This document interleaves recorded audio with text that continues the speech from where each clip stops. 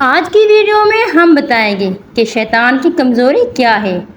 ایک بار رسول اکرم صلی اللہ علیہ وآلہ وسلم نے شیطان کو دیکھا کہ بہت کمزور اور لاغر نظر آ رہا تھا۔ آپ صلی اللہ علیہ وآلہ وسلم نے اس سے پوچھا، تیرا یہ حال کیوں ہو گیا ہے؟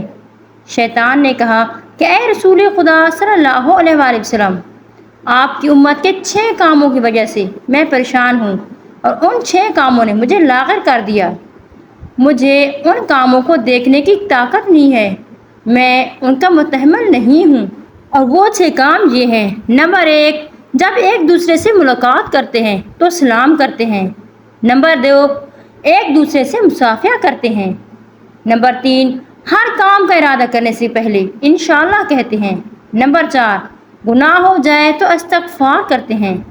جب آپ صلی اللہ علیہ وآلہ وسلم کا نام سنتے ہیں تو صلوات پڑھتے ہیں۔ اور نمبر 6 کہ ہر کام کی ابتدا میں بسم اللہ الرحمن الرحیم کی تلاوت کرتے ہیں، یعنی کہ ہر کام کو شروع کرنے سے پہلے کہتے ہیں کہ ہم اللہ کے نام سے شروع کرتے ہیں اور شیطان کی پناہ چاہتے ہیں۔ اسی لیے یہ کام مجھے بہت تکلیف دیتے ہیں اور ان کی وجہ سے میں بہت کمزور اور لاغر ہو گیا ہوں۔ سامعین گرامی، ایک مرتبہ حضرت علی رضی اللہ عنہ کے پاس ایک یہودی آیا اور کہا، میں نے سنا ہے کہ آپ مسلمان جب عبادت کرتے ہو تو برے خیالات آتے ہیں، جبکہ ہم عبادت کرتے ہیں تو ہمیں تو نہیں آتے۔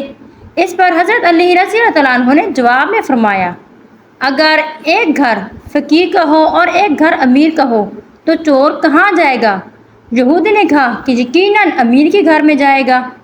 اس پر حضرت علی رضی اللہ عنہ نے فرمایا کہ یہی مثال تو ہے کہ تبھی تو شیطان ان کو ستاتا ہے جن کے دل میں اللہ ہو، جن کے دل میں اللہ نہیں ہوتا وہاں شیطان کا کیا کام۔